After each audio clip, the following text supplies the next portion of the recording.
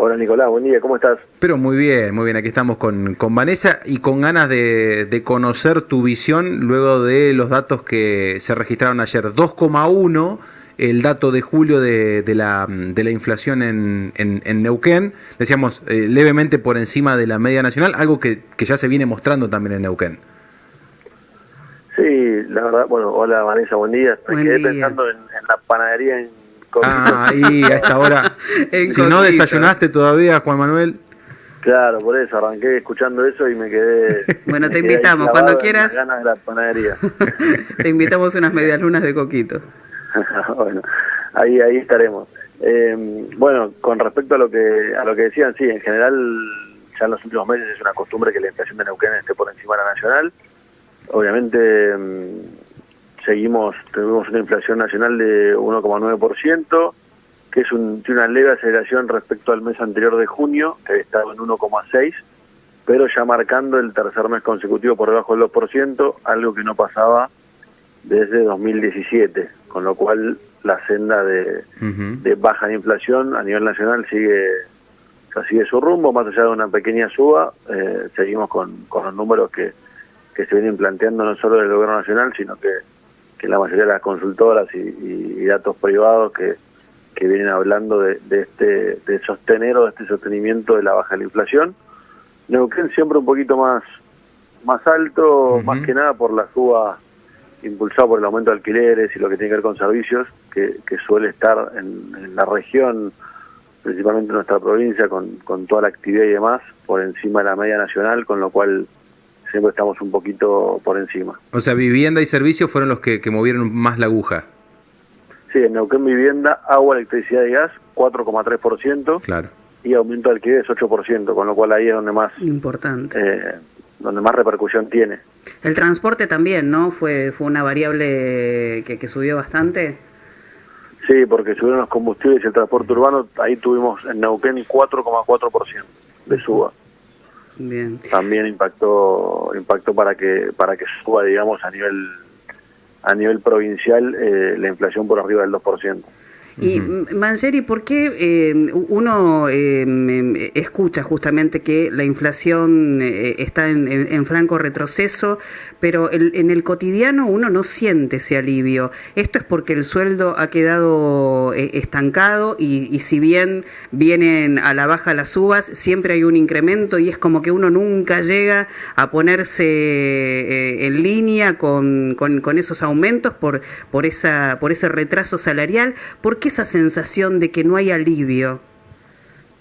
Sí, justamente, Vanessa, por esto que decís vos de que el poder adquisitivo, más allá de que viene repuntando, la verdad es que no ha acompañado o sigue por debajo de la inflación, con lo cual en el día a día o en la microeconomía, saliendo de los datos macro, uno pareciera que no le alcanza para poder hacer frente a los mismos gastos o comprar los mismos bienes y consumir como venía consumiendo. Obviamente es un proceso más lento, más allá de que los resultados generan optimismo o cierta tranquilidad o estabilidad a nivel nacional y a nivel macro.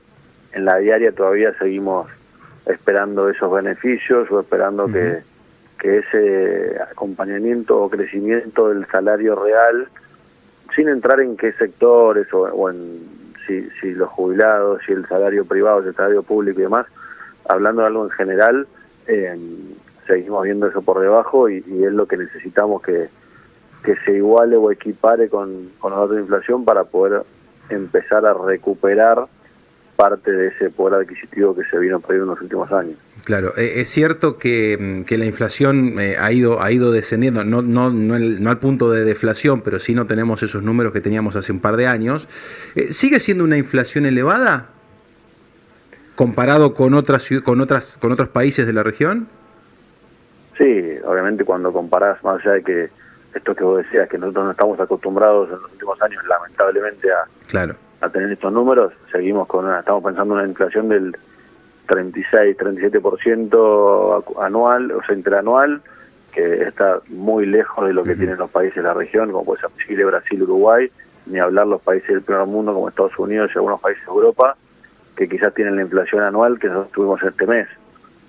obviamente como les decía, es un sendero largo, es positivo y genera cierto optimismo que los resultados vayan acompañando, pero veníamos de un número de inflación o de una situación muy compleja que no se resuelve de un día para otro y todavía estamos en una etapa en la que hay mucho por hacer y también muchos cambios estructurales que van a tener que realizarse para que esto pueda ser algo habitual y cotidiano de nuestro país y que no sea un pequeño oasis o una situación coyuntural que después se vuelva a desmadrar hacia adelante. Mangieri, ¿es deliberado este retraso salarial? Porque dicen, si se activa la economía dándole a la gente la posibilidad de un mayor gasto, se va a disparar esta tranquilidad que existe a nivel inflacionario. ¿Esto es así? Bueno, la verdad que obviamente ya ahí tendría que hacer un juicio, una opinión de cuál es la decisión o qué es lo que está pensando el Poder Ejecutivo Nacional con respecto a qué decisiones ir tomando a nivel económico para ir obteniendo los resultados que ellos pretenden.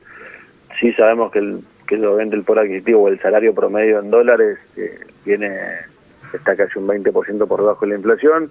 Eso no quiere decir que las decisiones que se han tomado de contener los pesos, de no emitir y demás, que son las que tanto el presidente como el ministro de Economía plantean como que son el único problema para generar inflación y demás, por ahora vienen demostrando que es así.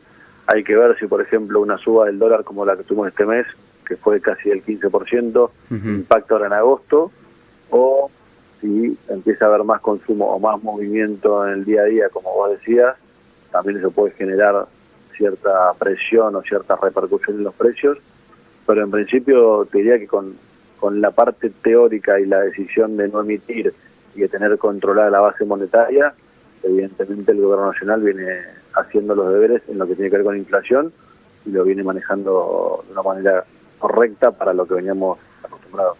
Te pregunto ahora como experto en inversiones y finanzas. Recién mencionabas el incremento del dólar en ese porcentaje, pero también tenemos en esta mañana que el Banco Central publicó tasas de plazos fijos. Hay bancos que pagan hasta un 44%. Decías que en un interanual de un 36%, quizás un plazo fijo también puede ser atractivo.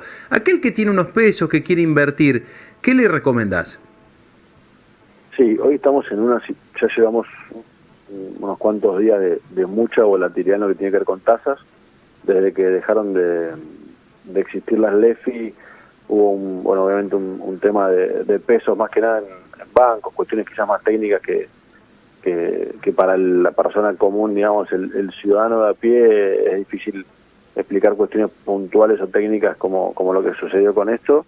Pero sí vemos que las tasas siguen altas, que hay mucha volatilidad. Tenemos días que la caución o las tasas de plazo fijo suben a niveles cercanos al 70-80%, después bajan durante la misma rueda, o sea, durante el mismo día de operaciones. Pero sí, la verdad que todavía estamos esperando cierta calma en cuanto a lo que tiene que ver con las tasas en pesos. Sí, lo que vemos es, obviamente hay alternativas, hay instrumentos que se vienen utilizando, como vos mencionabas, plazos fijos. Puede ser una opción, lo que caución es parecido al plazo fijo, pero con menos, o sea, posibilidad de menos días, claro, de invertir o de colocar el dinero. Después tenemos obviamente distintos fondos como una inversión o algunas letras que también se están usando mucho en el mercado para hacer tasa en pesos con estos números. Pero sí, la realidad es que hay mucha volatilidad en lo que tiene que ver con tasas en pesos, por un tema lógico también de este acomodamiento o de esta situación que veníamos charlando desde el principio en cuanto a acomodar, digamos, la macro y demás.